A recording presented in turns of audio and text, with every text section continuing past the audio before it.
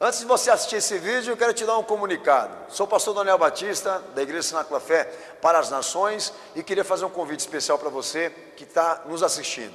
Passa pelo nosso site, horadaverdade.com, site oficial da nossa igreja, onde nós vamos ter um encontro marcado ali todas as quintas-feiras, às 8 da noite, e aos domingos, 7 da noite, nos nossos cultos ao vivo. Nosso ministério com compromisso de transmitir todo o conteúdo desse culto para a edificação do teu coração. Horadaverdade.com, vou ficar muito feliz de te conhecer, de poder estar junto com você, com certeza, num só corpo, numa só fé, num só amor ao nosso Senhor e Salvador Jesus Cristo. Um beijo, um abraço, te vejo lá.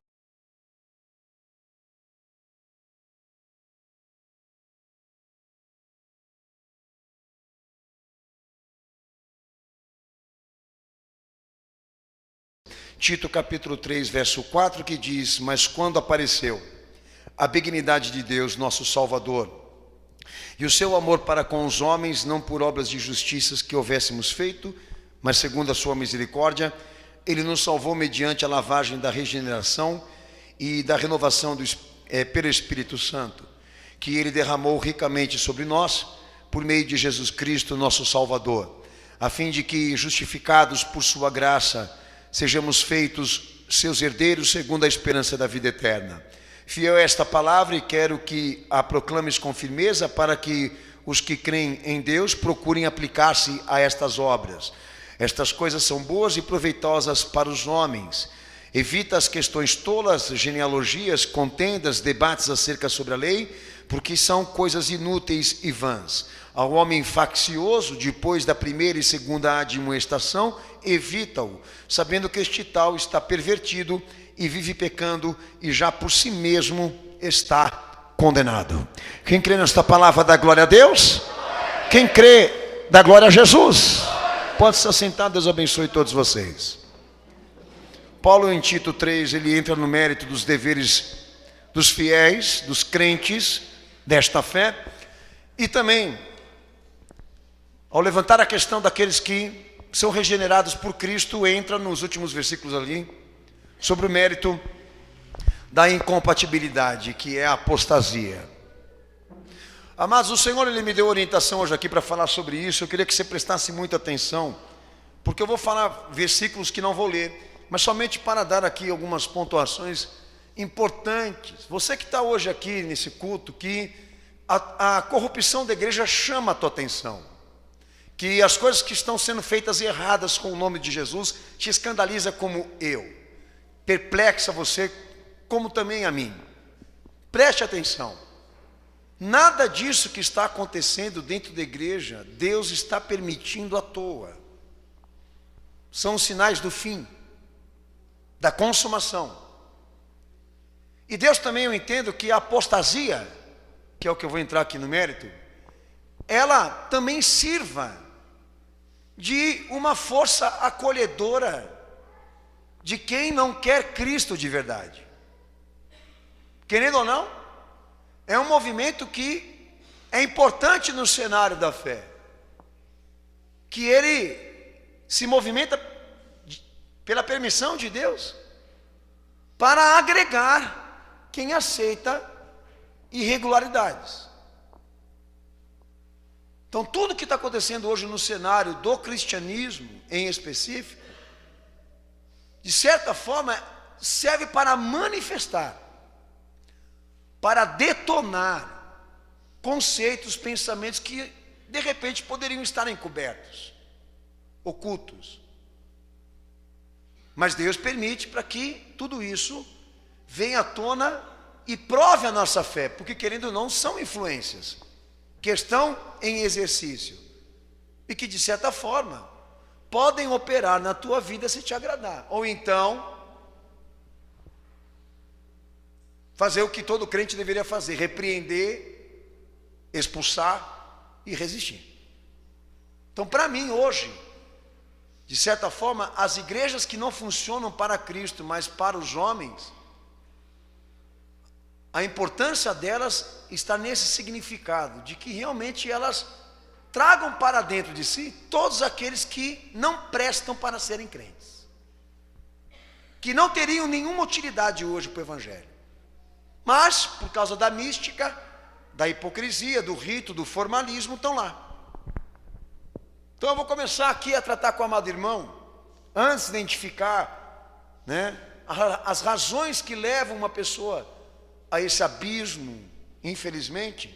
O termo técnico para descrever o que é uma apostasia é nada mais do que revolta, abandono, infidelidade e rebeldia contra Deus. Isso fala em Juízes 22, verso 22, para quem está escrevendo, escreva, e 2 Crônicas 29, verso 19, lá no Antigo Testamento, essa prerrogativa já era tratada nessa descrição, ok? Amém? Então o apóstata, tá? Ele é um rebelde, ele é um conspirador contra Deus, ele sempre está oposto àquilo que Deus quer. Mas o interessante é que ele não concorda se você disser isso para ele. Ele não aceita você falar para ele que ele é um apóstata. Mas qual é o propósito? Não é dizer para ele que ele é dizer o que ele faz para se tornar um. Porque o nome ele não serve para ser termo de perjúrio. O nome ele serve para você poder estudar e chegar a uma conclusão que está por detrás disso. Um bandido não é bandido porque ele vive, ele é bandido porque ele rouba. E o que torna ele um bandido são os delitos que ele cometeu. Porque se você não provar que ele roubou, acaba sendo perjúrio. Então a apostasia é a mesma coisa.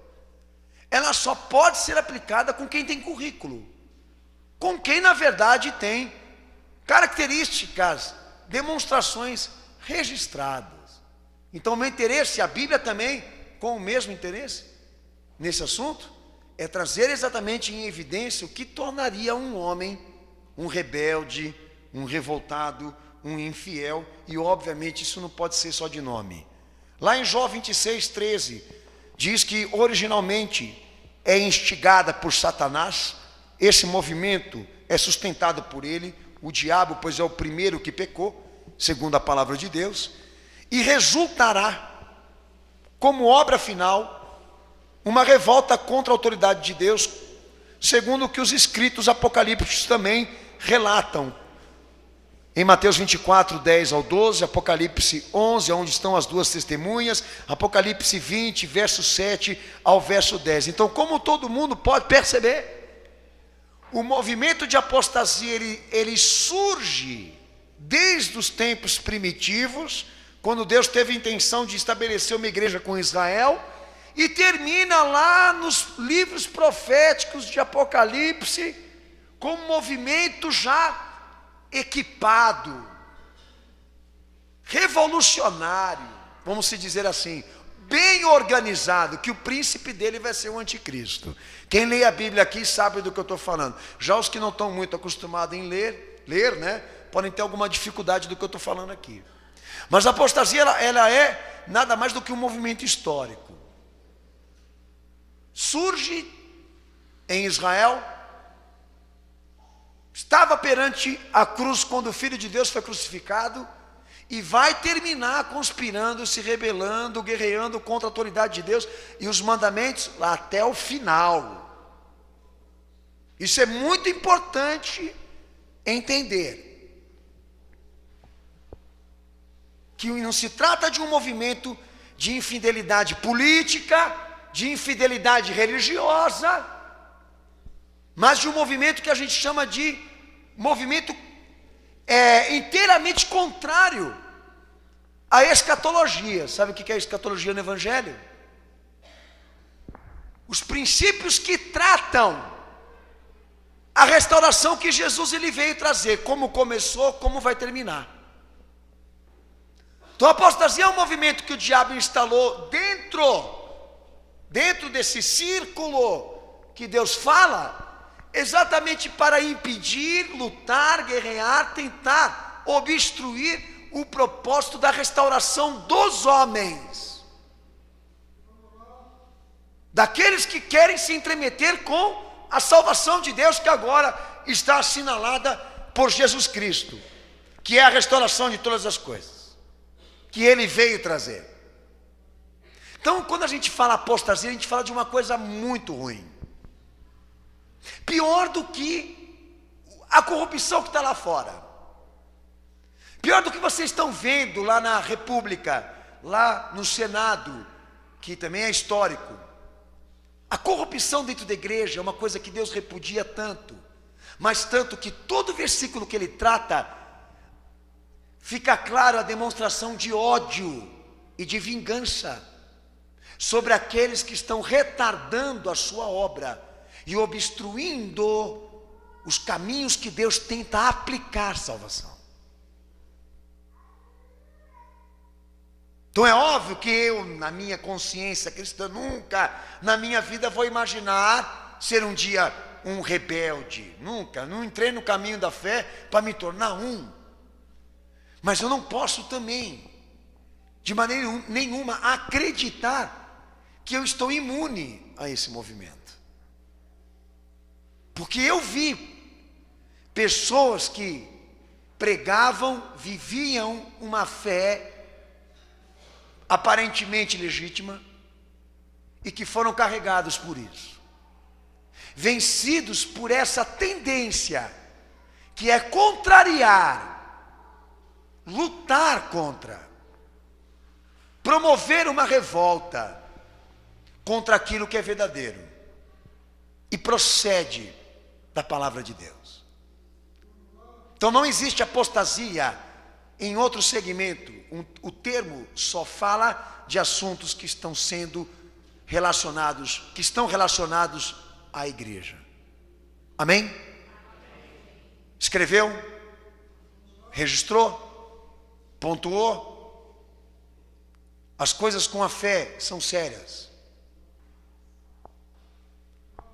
Quem se mete com as coisas de Deus tem que ser responsável. Não se administra a igreja de Cristo como a gente administra a nossa vida. As coisas de Deus são coisas seríssimas. E esse termo me ensina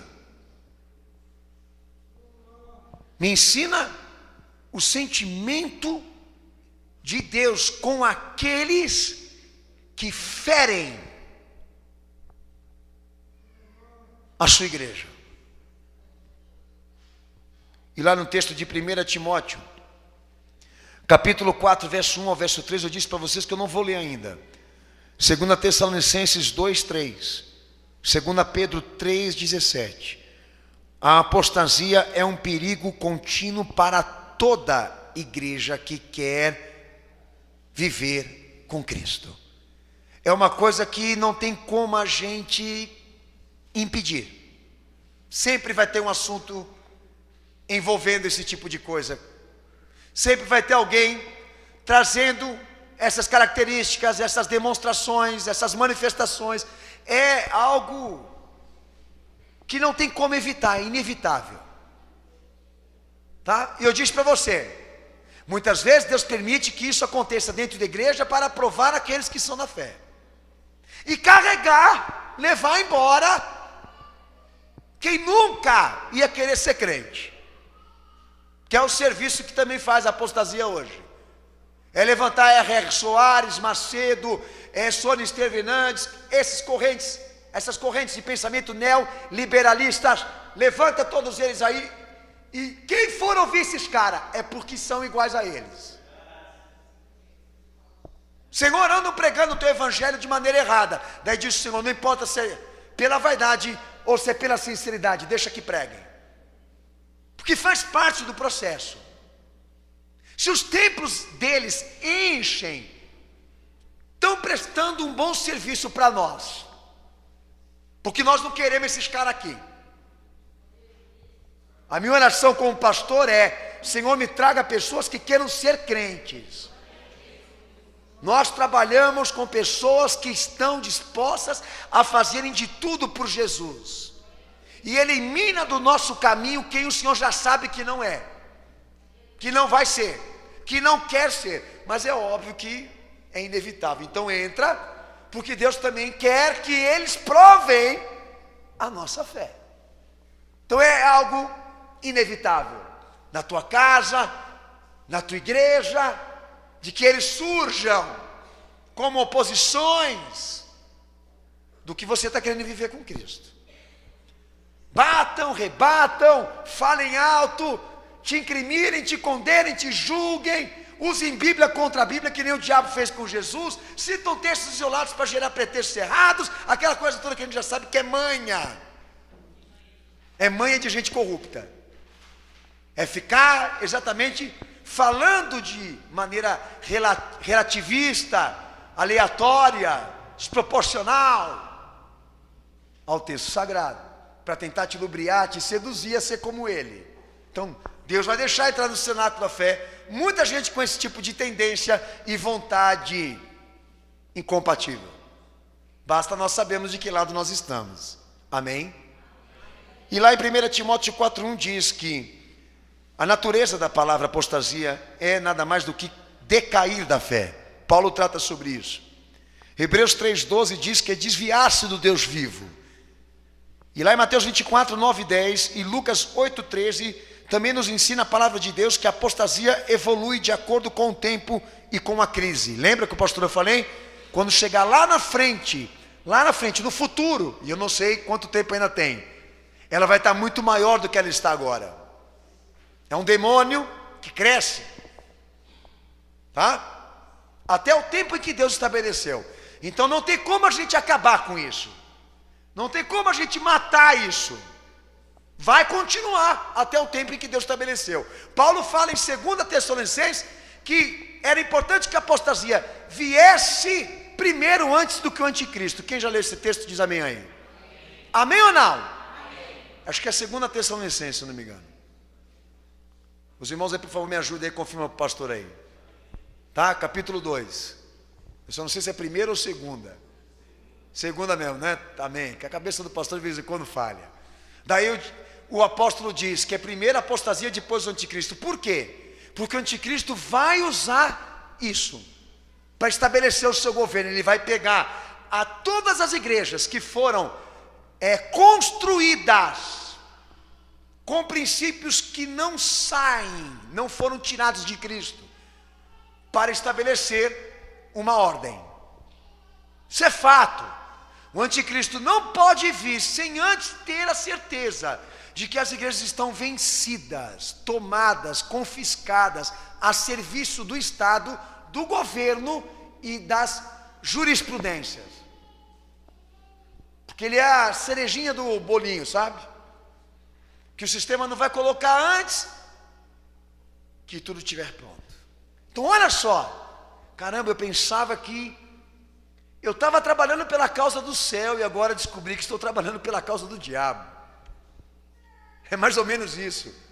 O conceito das igrejas americanas, muito americano acredita que ele é um cristão e que todo o trabalho que ele faz em torno do seu país, do estado, aonde ele mora, é uma coisa boa para Deus, mas mal sabe ele que ele está alimentando esse dragão que vai um dia crucificá-lo.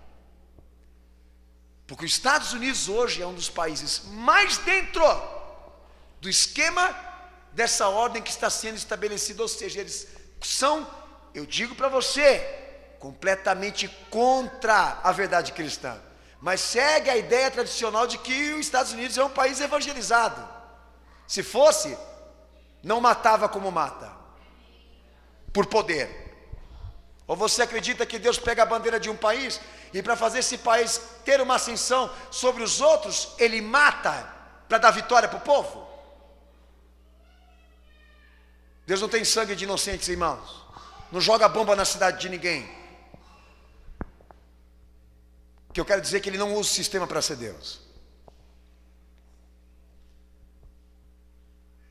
Segundo a palavra de Deus em Mateus 24:11, Gálatas 2:4, a apostasia sempre vai ter uma liderança oficial e gente trabalhando para que ela cresça. É o que está acontecendo.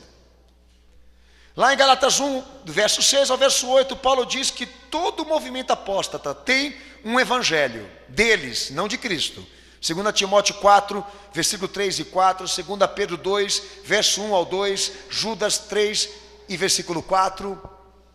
Todo movimento de apostasia tem um evangelho elaborado por eles, construído, tem regras, tem princípios que até de primeira mão demonstram ter uma relação, uma harmonia com o que se aprende aqui, mas se você estudar profundo, são perversidades. Que nem o catolicismo. O catolicismo, ele tem certas coisas que nós pregamos aqui, inclusive regeneração. Eles pregam muito sobre isso. Mas em compensação, por detrás disso é a mãe das heresias.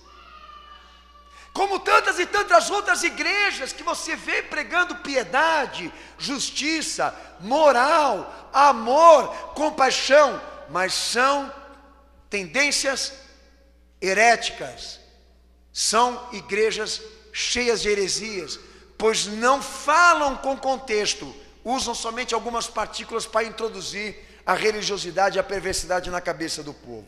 Eu estou dizendo a você que se você lê a palavra de Deus, se você se aprofunda na verdade cristã, você sabe identificar quem é. É algo que não tem como. O Filho de Deus desceu aqui na terra para pregar, não para passar tempo. Ele desceu para dizer o que é verdade. E o que deve prevalecer, pelo amor de Deus, faz a comparação do que ele falou com o que estão falando por aí, que você vai saber quem está certo, quem está errado, quem está indo para a direção certa, quem está indo para a direção errada. O problema é que o povo não quer pensar, não quer refletir. Eles não querem ter trabalho. Você entendeu com estas coisas? O povo só quer comprar, ficar feliz e ficar bonito. E ter um santo para falar que tem religião.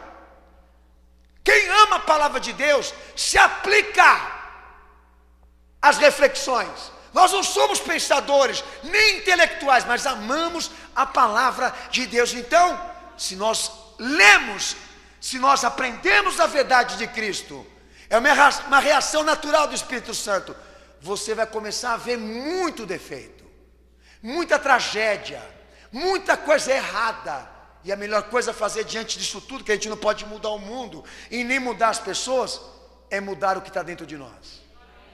Se cada um trabalhar pelo que compete, a gente ameniza esses impactos. O problema é que o povo não está querendo pensar com coisa boa, só está querendo pensar com coisa ruim. E lá no texto de Hebreus capítulo 6, verso 3 ao verso 6, e capítulo 10, verso 26, a Bíblia diz que esse movimento é impossível que seja restaurado. É impossível, isso enfaticamente Paulo fala, é impossível que quem entre nesse esquema, participe disso, represente isso, um dia venha a ser restaurado. E é onde nós vamos entrar hoje aqui com a pregação. Mas surgiu, está dentro da igreja, por que não admitir? Aí é que está.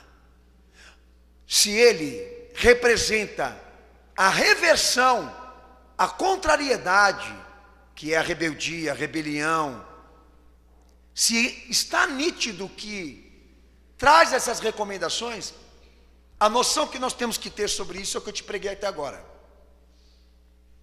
E quando você identificar, o final é isso, não dá para restaurar. É mais ou menos o seguinte, é o que está sendo falado aí na justiça e está sendo discutido, que é a anomalia. A vida incompatível, né? A incompatibilidade da vida, ou seja, o feto que foi desenvolvido, mas que não tem o suficiente para viver e põe em risco a mãe. Que eu já entro no mérito que tem vida. E só Deus pode dizer quando deve morrer. Pode falar que é religioso, pode falar que é extremista, problema é seu. É bíblico, só Deus pode dizer quem vive e quem morre. Se a mãe está correndo risco de vida, então que ela dobre o joelho no chão, ore e peça a Deus graça, porque ela vai ter que gerar aquele filho lá. Mas a anomalia é mais ou menos isso, o que vem deformado, não tem o suficiente para viver. Não é uma pessoa que nasce sem um braço, uma perna, coisa parecida, ou com alguns defeitos especiais, não. A anomalia é o seguinte, é um pedaço de carne, entende? Com algumas características humanas, que tem alguns batimentos ali, algumas características humanas, vamos se dizer, de função. Mas se vier para a vida, não pode ser utilizado. Salvação é isso. A mãe, se gerar isso daí, ela vai pegar e vai agarrar e vai amar. Com tudo, com todos os defeitos que tem. Que é a questão mais humana disso, tá? Mas salvação não. Se você gera uma coisa incompatível ao que Jesus prega, o reino dele não vai usar. Apostasia é isso, é um movimento que quer exatamente ensinar diferente, de que as demonstrações incompatíveis que nós estamos tendo na esfera da fé tem que ser vista como coisas normais, admissíveis, porque se tratam de pessoas que são capazes de errar e que nós temos que ter compaixão por elas. A Bíblia não pensa assim. Se você traz à tona a existência uma obra que não tem a essência, o rosto, a envergadura, a medida, a estatura, a profundidade de Cristo, ela fica deformada e é vista pelo Evangelho como uma coisa que não pode ser restaurada. Então a apostasia é um movimento, uma obra que nasce da igreja, mas não nasceu de Cristo, e por isso está deformada. Surgiu no nosso meio, mas não do milagre dele. A instituição gerou, a instituição criou, ela trabalhou, ela educou, mas Jesus não tem participação nenhuma com o que aconteceu com aquele indivíduo aí. E nós vamos saber disso logo logo. Porque a hora que ele pegar a Bíblia debaixo do braço e sair por aí pregando, ensinando, construindo igreja, fazendo coisas em torno de Jesus, nós vamos saber que o que ele está operando, realizando, praticando é incompatível a Cristo, ao Evangelho. Por isso, já está condenado. Então a fé é uma coisa séria. A salvação é uma coisa séria, desde a sua concepção, do seu surgimento, da sua formação, da sua estruturação, da sua caminhada, tudo que envolve, desde o início até o final, tudo tem que ser levado em medidas. Talvez você esteja vendo isso que eu estou falando aqui como sendo uma coisa maluca, absurda, mas não é. Se você ler a Bíblia, se você ler a palavra de Deus, você vai chegar nessa conclusão, de que qualquer pessoa aqui, que gere nesta fé algo deformado, incompatível, Deus não vai pegar para ele. Por isso, é importante a reflexão, o autoexame. É importante a gente estar ali empenhado em saber dizer quem nós somos diante de tudo aquilo que foi revelado. A crítica em si mesmo, o conhecimento, fazendo aquele embate de acusações, discriminações, porque a gente pode estar levando uma coisa para frente que não é cristã. A gente pode estar levando uma coisa para frente que a gente acha que vai salvar e não vai salvar. Que está bonita para nós, mas não serve para ele. Então qual é o pedido popular? Não, pastor, toda igreja é um corpo, na tua cabeça. Porque é estranho, você não pensa assim com a tua família e nem com o seu patrimônio. Se o MST entrar na tua casa dizendo assim, me dá um quartinho para me morar, você vai mandar uma bala nele. Então da mesma forma como você defendeu a tua vida e a tua família, eu estou defendendo a fé. Se você aceita parcialidades, se você aceita obra indefinida, se você aceita qualquer coisa, essa igreja aqui não. Porque qualquer coisa para nós não serve. Tem que ter as marcas que ele pede. Aleluia. Amém. Então vamos identificar um apóstata. Pastor, me diga, como prevenir? como impedir de ser um participante de uma coisa que, como o Senhor já classificou, biblicamente é impossível de ser restaurada? Deus me livre e guarde. Eu não quero participar de uma coisa dessa que eu entre para nunca mais sair.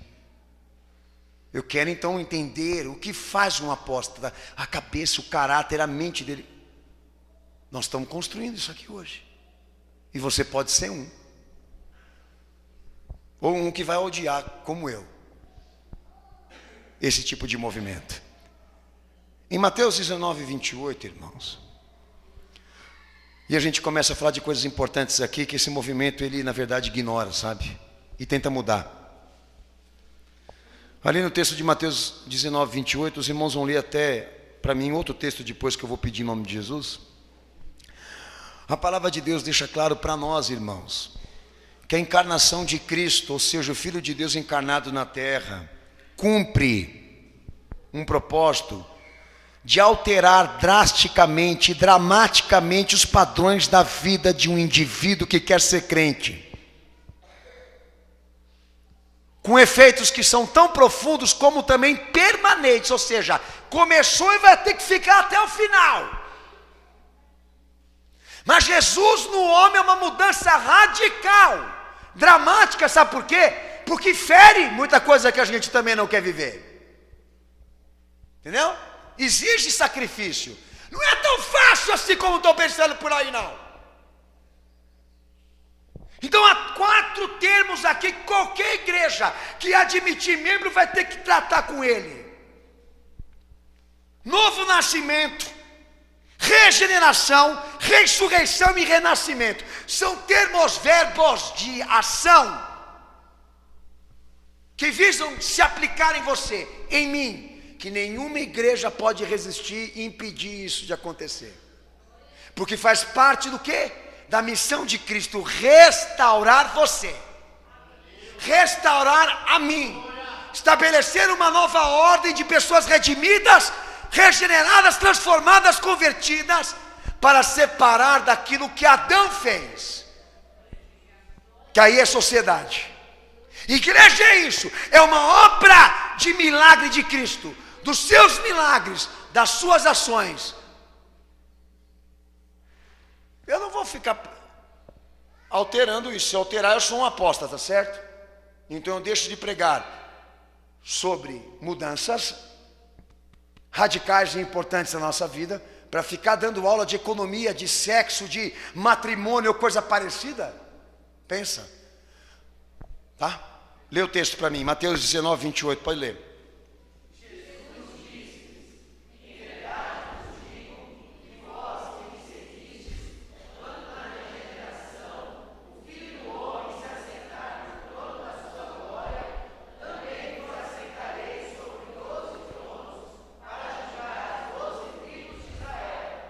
Amém?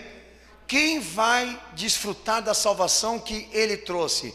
Quem é regenerado. É uma troca de identidade em vida. Até Nicodemos ficou meio perturbado quando o Senhor pregou sobre isso lá no Evangelho de João, que está dentro da linha também do que nós estamos falando aqui pelo Espírito Santo, que ele já ficou imaginando que ele ia ter que voltar para a barriga da mãe para ser gerado de novo. O Senhor disse para ele: não, filho, a ordem que eu vim estabelecer não é física, não é material, é espiritual. Você pode fazer tudo isso aí dentro desse corpo, aí dentro desse pensamento, com toda essa estrutura espiritual e material que você forma. Você vai usar tudo isso que você usava para pecar, agora para servir a Deus com legitimidade, ponto final. E quem não for regenerado assim não vai herdar o reino do céu. Amém?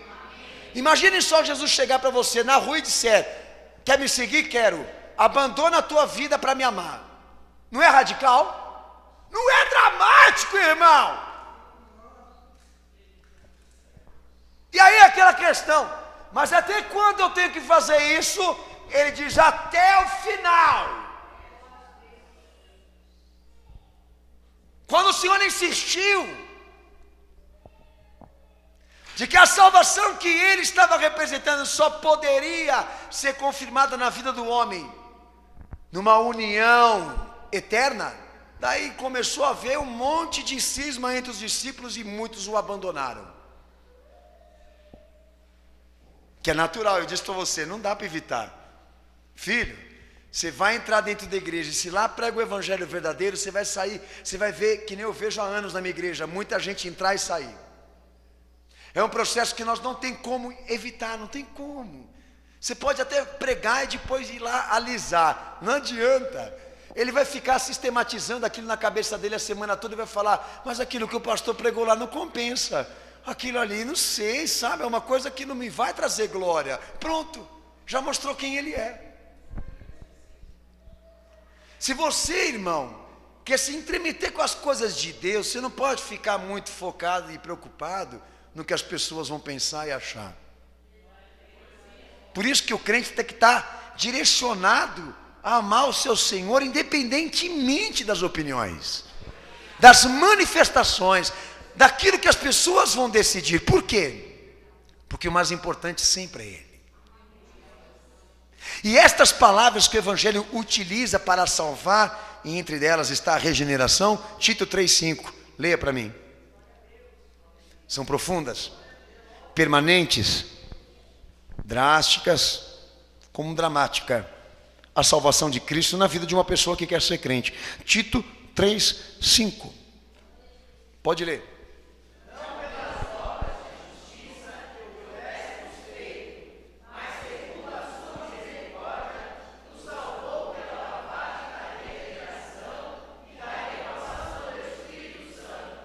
Amém?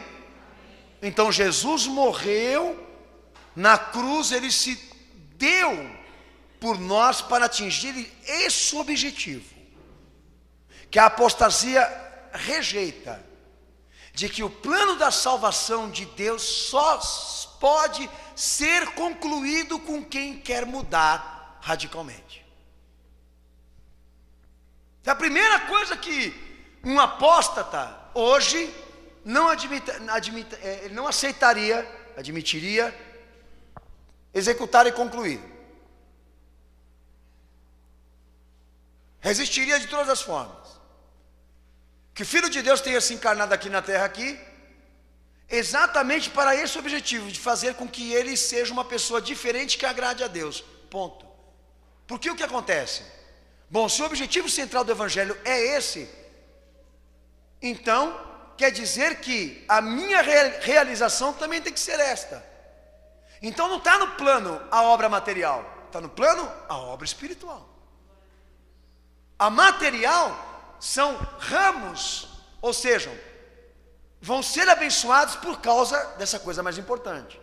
Tua vida financeira, tua vida matrimonial, teu estado físico, teu estado emocional, são ramos. É que nem uma árvore, tá? São raminhos ali, que a bênção do Senhor Jesus vai chegar. Mas tem ali a vértebra, a coisa mais importante, a estrutura, a única coluna, aquela coisa que é nada mais do que a sustentação de tudo isso. É o que você é para Cristo, é o que Ele vê em você. Então hoje o que as igrejas estão fazendo?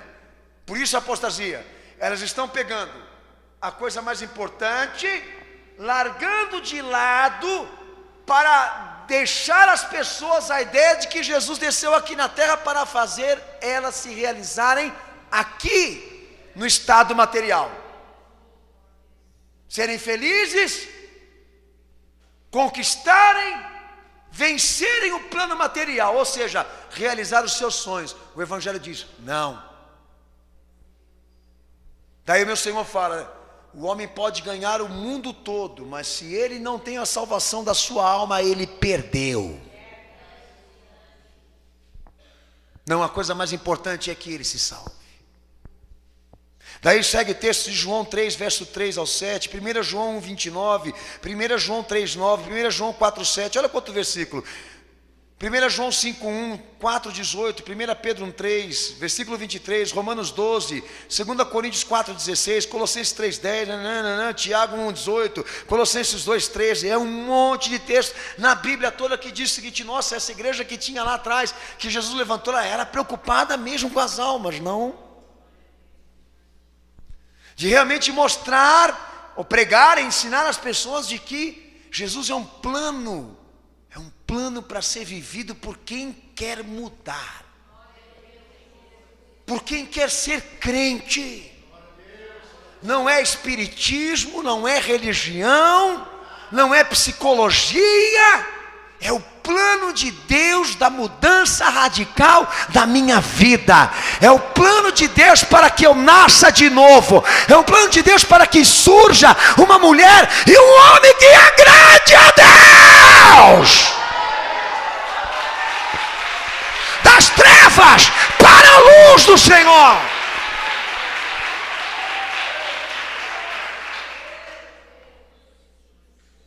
E daí lá no texto de João 3,6. A igreja, lê esse texto para mim, por favor. Quando a iniciativa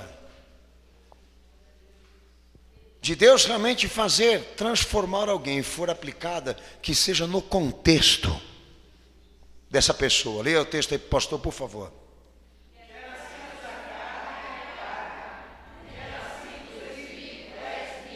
Amém. Então a doutrina que rege salvação do homem, ela é aplicada em quem quer mudar, é mais ou menos o que está dizendo aí. Então que seja no contexto dele. Como é que o indivíduo surge para a vida? Desde a concepção da sua formação. Então que seja assim também na fé. Que seja no contexto de tudo aquilo que ele viveu até agora. Que a concepção do novo que ele quer ser, que seja no contexto da sua vida. De tudo que ele errou, de tudo que ele pecou, de tudo que ele transgrediu, de tudo que ele falhou, Deus quer tratar com tudo. Não começa uma vida cristã baseada em uma parte. Deus quer tudo. Nova vida, nova criatura, é isso. Você não surge de uma parte, você surge de tudo, de uma mudança radical. Ou então não aconteceu. E aquilo que entra a questão da apostasia. Entra a simpatia, a carisma pelo nome de Jesus, mas o que mais falta são evidências que confirmem que essa pessoa realmente ela se converteu, que ela mudou, que ela foi transformada, que ela realmente é outra pessoa. Não, mas a pessoa está professando o nome de Jesus, ela está profetizando o nome de Jesus, ela foi na marcha para Jesus, ela está na igreja de Jesus, ela está sendo orientada por pastores. Isso não é sustentação de salvação. Simpatias e carismas em toda a religião tem pelo nome de Jesus. Nós queremos saber aqui o que faz ser diferente, o que faz ser verdadeiro, o que faz ser real. É que essa regeneração ela surja no contexto, no homem como o seu todo, desde cima até embaixo, de tudo que ele viveu, de tudo que ele errou, de tudo que ele transgrediu. Porque se ele quer nascer de novo, então aquilo que Deus não gosta dele, tudo tem que ir embora.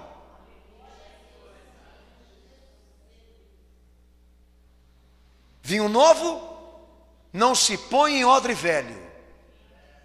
Remédio novo não se põe em pano velho, disse nosso Senhor. A salvação que Ele trouxe para essa humanidade, debaixo da graça e do amor. Por isso salvação, ela não está em promoção.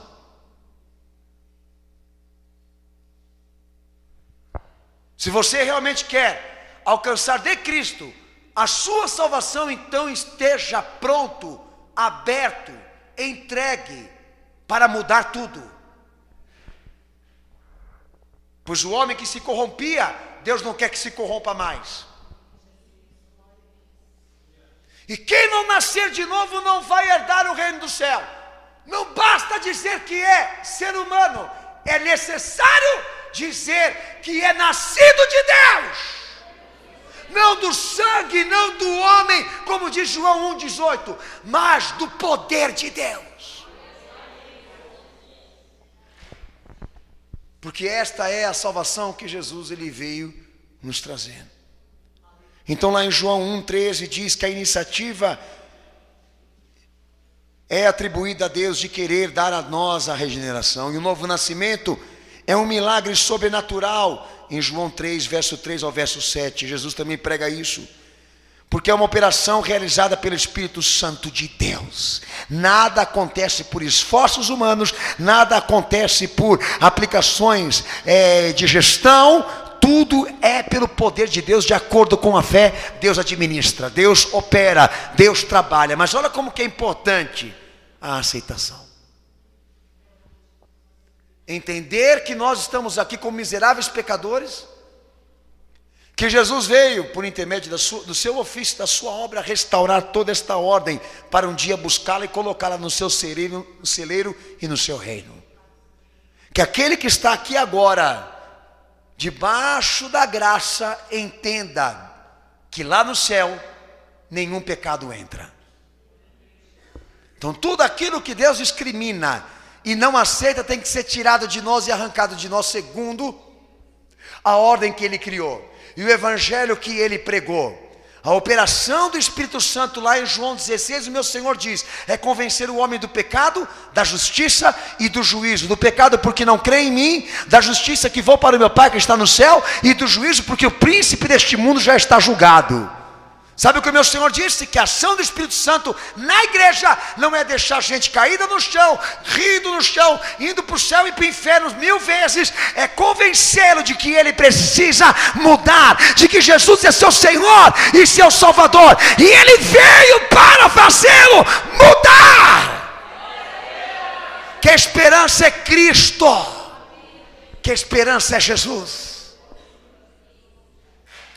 Então o que a apostasia, na verdade, ela entra, né? Onde ela entra aqui? Aonde entra, pastor? Ela entra na discordância de tudo isso que eu estou tratando com você hoje aqui. Principalmente. Também no outro ponto de que ela acredita de que o nascimento tenha repetições. Quantas vezes você nasceu? Todo esse tempo que você está dentro da igreja. O Evangelho diz para mim, é um ato único e não pode ser repetido. Quantas vezes você nasceu? Paulo fala lá em Hebreus 10, 26. Aquele que continua pecando, ele invalida a salvação de Cristo. E o que resta para ele é condenação. Ou nós temos uma obra deformada aqui, ou nós temos um salvo aqui. Essa é a questão. É um ato só. Apostasia, uma obra deformada que não pode ser restaurada. Eu já vou dizer para você por quê. Salvo, aquele que nasceu de maneira correta, verdadeira, e preserva essa natureza até o momento. Quando você vem pedir perdão aqui no púlpito aqui, você não está vindo aqui para representar a obra que não pode ser restaurada. Você está vindo aqui para administrar os teus erros diante dessa caminhada. Mas o fato é que se isso prolonga, se isso é repetitivo, Paulo já falou, é característico de um apóstata, é ficar pedindo perdão todo culto, para livrar o peso da consciência, e ele sair de volta para casa achando que ele é salvo só por causa dessa tarefa. Mas aquele que foi concebido em Cristo, nasceu de Cristo, é diferente, porque o pecado não domina mais ele. Ele pode errar, mas não volta a repetir. Ele pode ter a infelicidade de cair, mas se redime logo e não volta a fazer de novo. Porque a graça de Deus não pode ser alargada. Entende? Ela tem um limite. E o limite é isso. Nós estamos gerando uma nova criatura aqui que nós não sabemos com que tipo de sustentação, né? Quem é o pai dessa criança, vamos dizer assim. Eu sei que está vendo uma coisa aí que é meu filho. É uma obra, mas eu não sei dizer quem é o pai dessa criança. É mais ou menos como muitos estão dentro da igreja hoje, não sabendo identificar quem é o seu Senhor, quem ama de verdade, quem é o mais importante de tudo, coisas desse tipo. que inicialmente disse aos amados irmãos, são ações e efeitos que o Espírito Santo provoca, que é profundo e permanente na vida do cristão. Lá em 1 João 2,29, leia o texto para o pastor. João até ele entra nesse mérito. Meu filho, você está dizendo que você está em Jesus, você está em Cristo, você está em Cristo, você está em Cristo, você está em Cristo, você tem que andar como Ele mandou. Se você criou um conceito de respeito por quem diz que está nele e erra e peca, isso é um problema teu. O Evangelho não tem esse conceito e muito mais esse respeito.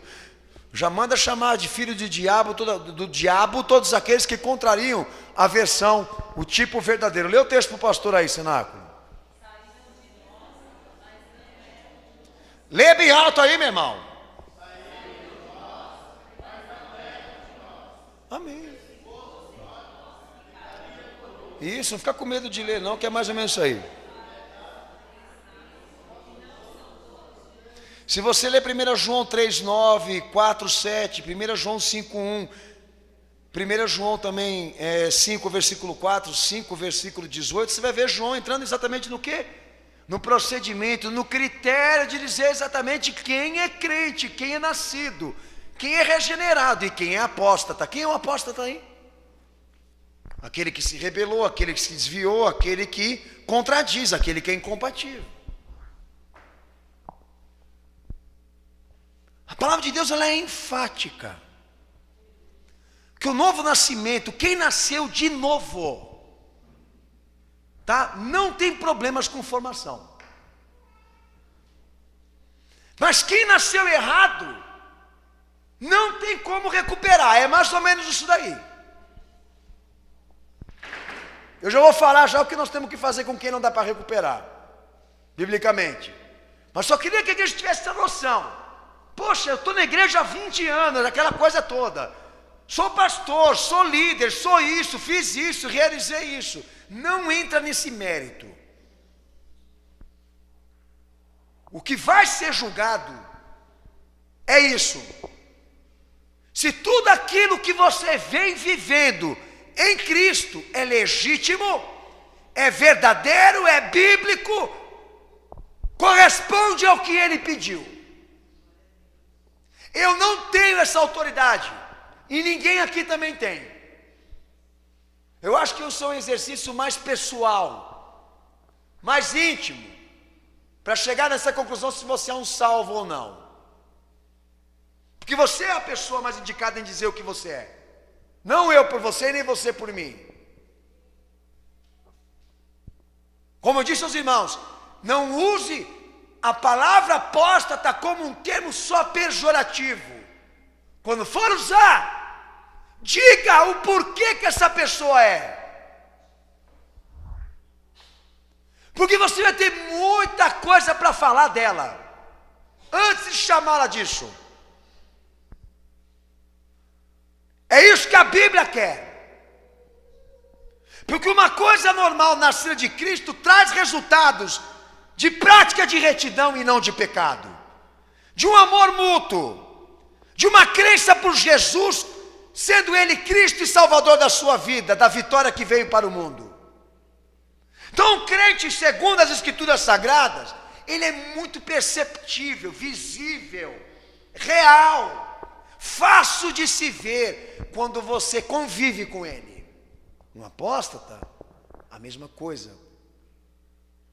Quando você conhece a Bíblia, a palavra de Deus, você vai saber, rapidinho, que esse camarada, ele nada mais é do que um participante de um movimento que hoje trabalha em torno de mudanças relacionadas à doutrina. De que ele estabelece segmentos, constrói instituições para recriar tudo isso que eu estou te pregando aqui. Que Paulo chamou de outro evangelho. Porque são pessoas que tiveram problemas sérios em admitir de que precisariam ser concebidas em Cristo no seu contexto. Tentaram parcelar, tentaram separar, tentaram, como é que fala? Barganhar. Alargar, disse o meu Senhor. ao invés de aceitar o que é puro, verdadeiro, trabalharam para largar e facilitar para todo mundo querer vir. Deixou de ser uma chamada de salvação para virar festa de arromba, casa de oração para virar mercado de corrupção. Se você tem o conceito de que isso aqui é radicalismo e fundamentalismo, então a Bíblia é. Porque se você não quer ter um filho deformado, Jesus também não. O que é incompatível para você, também é para ele. Se não tem as funções que ele precisa,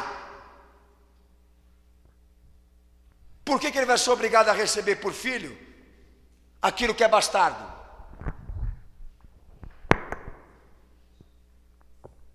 Mas o conceito popular é esse: deixa aí, ele tem o jeito dele, ela tem a forma dela, cada um tem que respeitar. Não, vamos deixar a coisa andar. Deus é Deus, vai operar lá na última instância, aquela coisa toda. Uma hora vem, uma hora vai.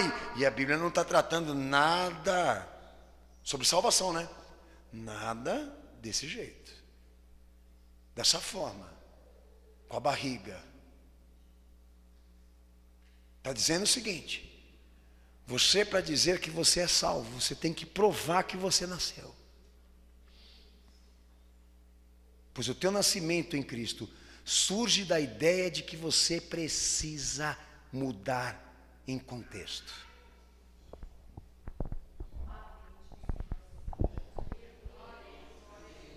Meios de regeneração. Agora vai estreitar. Se um camarada ele entra dentro de uma igreja bem intencionada e na demanda da sua vinda, ele passa a ter problemas com o que ele escuta, com o que ele ouve, com o que a igreja pede, a igreja cobra, é fato. Se ele não estiver à disposição de Cristo, ele vai violar, ele vai criar, ele não quer deixar de ser crente, ele quer criar uma forma de ser genérico. Ele não quer deixar, ele quer a igreja, ele gosta, entendeu? É bom para a sua autoafirmação, então ele vai trabalhar de tudo para mudar o aspecto verdadeiro e criar uma coisa paralela. É isso aí.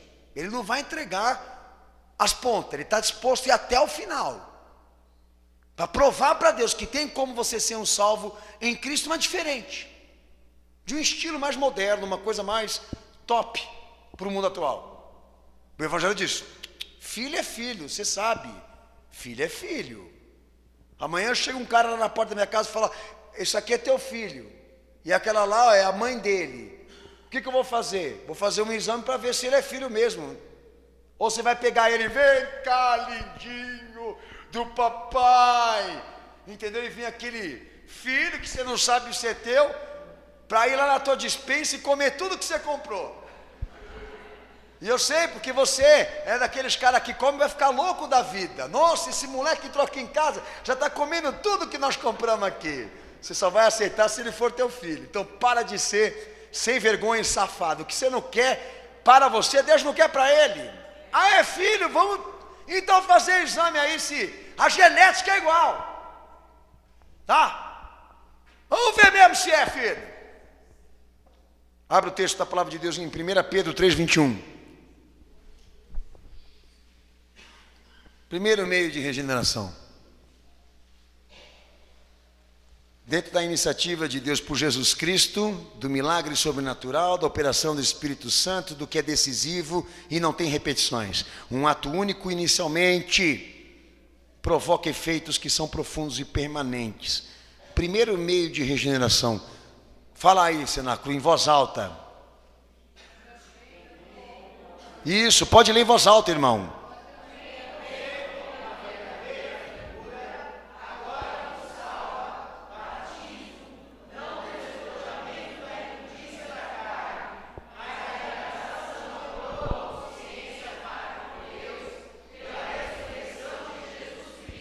Amém. O batismo que resulta da fé. Aquele que crer será batizado, e aquele que não crer será condenado. O batismo é um resultado da fé. É um testemunho da minha e da tua união com Cristo, baseado no arrependimento e na conversão e no surgimento já de uma pessoa modificada. O que Pedro está falando? A figura do batismo, ela representa nada mais do que um plano de mudança que você já executou. E por isso você pode se batizar porque você está pronto. A figura mais ou menos é essa. É Noé enfrentando as águas com a arca que Deus pediu para que ele construísse. Assim também é o batismo, diz Pedro. É para aquele que se prontificou debaixo da consciência que Jesus dá pelo Evangelho, de mudar, estruturar, preparar para ir enfrentar as águas. Um testemunho que comprova uma união com Cristo, baseado na experiência do que seria morrer para si mesmo e morrer para o pecado. Quando Paulo vai tratar isso lá em Romanos 6, ele fala nessas palavras, o batismo da morte. Apresentando os nossos membros agora como instrumentos de justiça, como gente que surgiu da ressurreição, de uma mudança radical, que morreu para o pecado de uma maneira tão profunda que Deus o fez trazer de novo recuperado. Lê Romanos 6. A mensagem profunda desse irmão para explicar o que é a salvação.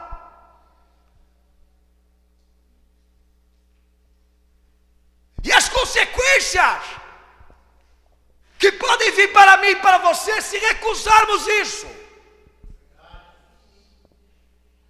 Como nascer um novo se o velho não morreu? Como vir um crente? Como surgir uma nova criatura se o velho não quis morrer? Se o pecador não quis se desfazer? Se ele não quis se arrepender e se converter? Como estabelecer uma união espiritual com Cristo se eu não quero dar testemunho? Que estou disposto a morrer e mortificar no meu corpo, na minha mente, tudo aquilo que desagrada a Deus. Cair na água, filho, é fácil, por isso apostasia. Quer se batizar?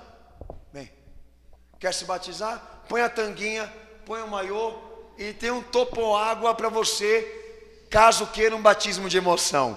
Se você quiser um batismo quentinho, nós temos água temperada com sal. Você quer um batismo geladinho? Tem uma piscina de 9 metros para você nadar no fundo. Escolhe. A igreja, ela sistematizou o batismo. Ela tornou um meio de gerar membros para a igreja. Ela tornou um meio de fazer com que a simpatia e a carisma pelo nome de Cristo aumente nas pessoas. Mas não arrependimento e não conversão. Mais água do que conversão. Um dia eu falei para vocês, eu peguei uma menina que chegou aqui no seminário. De onde você vem? Da Universal. Ok.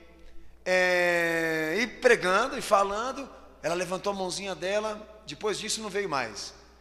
Pastor, eu queria saber do senhor uma coisa, a minha realidade diante do que o senhor está ensinando. Eu fui batizada 20 vezes. Daí eu falei assim para ela, filha, me explica qual que é o processo de uma pessoa que teve 20 batismos. Como é que é isso? É que toda vez, pastor, que você vai para o mundo, quando você volta, eles te batizam de novo. Então essas 20 vezes representam as 20 vezes que eu vou para o mundo. Assim, que ela deixou de ir na igreja, né? Porque do mundo ela nunca saiu. E nem o pastor que batizou ela também. Mas na cabeça dela, quanto mais água, mais bênção. Para Pedro, não, quanto mais consciência e mudança, mais salvação. Não pode se dizer mais, né? Recebe salvação. Porque ou você nasce com tudo ou você não nasce com nada. Tem meio morto? Vamos enterrar ele, mas ele está com pulso. Você vai enterrar ele? Você está retardado. Ele está com pulso, mas eu ponho a mão aqui e não tem coração. Então chama um especialista aí, pelo amor de Deus, porque o cara tem pulso e não tem coração. Está alguma coisa errada, mas nós não podemos enterrar ele. O ML vai olhar e vai ver que a coisa está funcionando aí. Está funcionando ainda. Você só pode enterrar depois que tiver concluído a tese de que nada mais funciona. O novo é assim, só surge se Nada mais no velho funciona. Daí o novo, quando sai dali, da morte para a ressurreição, ele vai e abraça Jesus. Eu costumo dizer exatamente que o batismo é um casamento com Cristo, que não pode ser efetuado enquanto o morto não estiver enterrado. Mas cair na água você caiu, não foi? A apostasia é isso, ela muda os princípios, ela desvia os objetivos, ela vai alterando tudo, porque ela quer a catedral, ela quer a igreja, ela quer a Bíblia, ela quer Jesus para usar para o esquema. Estão querendo colocar uma criança deformada, incompatível, nos ombros de Cristo e dizer que esse filho é dele. É mais ou menos isso quando dizem para você aceitar todas as igrejas como se fossem teus irmãos na fé e todos os pastores como se fossem teus irmãos na fé. Eu não posso fazer isso. Por que você não pode fazer isso? Ah, você é mais santo do que eles, dizem eles para mim. Não, não é que eu sou mais santo. É que está perceptível e nítido que o exercício desses homens e daqueles que congregam lá não tem características, não tem evidências cristãs. É como você, como eu. Com base no quê? Jesus vai dizer a mim e a você: esse filho não é meu, porque não foi gerado por ele. Foi pela igreja, pelo pastor, que o teu pai e a tua mãe também congregavam, teus avós nasceram, eles casaram. Outro dia eu parei na padaria e um cara começou a contar a história dele, todo feliz, que o pastor casou o filho, depois casou a filha, casou ele também, que tinha 20 anos e não era casado. Casou todo mundo da casa dele. Mas ali, em poucas palavras, eu já captei que a filha tinha casado porque engravidou, o filho tinha casado porque transou, também fez filho, e ele ficou 20 e não sei quantos anos também ali amaziado com a mulher indo na igreja. Daí o pastor veio e fez o pacote para dar sensibilidade de que está tudo certo. Está legalizado. Agora está com papel. Grande porcaria. Porque para você poder tornar toda essa trajetória uma coisa convincente, ela tinha que estar correta. Não adianta você pegar e com papel e querer apagar tudo isso. Filho, faz o seguinte, vai na tua igreja lá, olha para o teu pastor e pede para ele, pelo menos para você confessar os teus pecados, se redimir, porque você viveu tudo isso debaixo do quê? Da contrariedade. Você não pode dizer que você viveu todo esse tempo com Cristo, você não pode falar que Jesus viveu todo esse tempo na tua vida, porque você estava no pecado.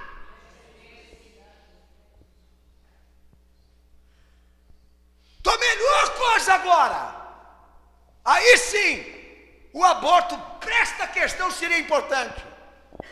Vai, tira esse filho aí, gera outro, porque esse que você gerou aí, ele não tem a substância do céu, e os elementos da fé, é um monstro,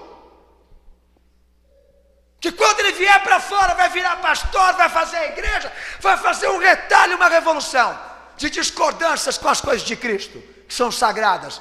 Impede que isso venha para fora, porque é uma conversão forjada que Deus está revelando, e a melhor coisa é obstruir isso daí, impedir isso daí e começar de novo. Segundo meio de regeneração, a palavra de Deus. A fé vem do Evangelho, por meio do ouvir, por meio consciente de levar aos homens uma fé absoluta por Cristo.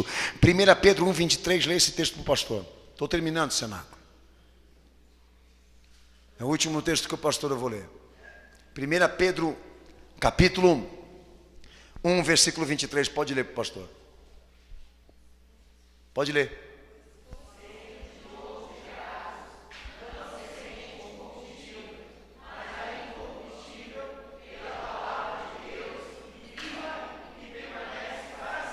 Batismo, palavra. O que a palavra regenera, pastor? Cabeça, pensamento, consciência, educação, formação, direção. Se você tem a instrução de Cristo na tua vida, você tem condições de gerar uma nova criatura. Se você não tem conhecimento, você não tem condições de fazer nada. São dois elementos importantíssimos que andam juntos, o batismo e a palavra de Deus. Eles não podem estar opostos, separados, fazem parte de uma mesma obra. Eu tenho ensinado isso daqui. A questão é, nós precisamos ser regenerados daquilo que a gente faz fora e dentro do corpo. A fé surge do Evangelho e o batismo da fé. É uma caminhada. Amém? A palavra vem, eu aceito Jesus e depois de aceitar a Ele eu vou e me batizo. É uma ordem de formação para se nascer de novo. Por que um apóstata ou uma apostasia não pode ser solucionada, pastor? Por quê? Esse movimento não tem cura. Por quê?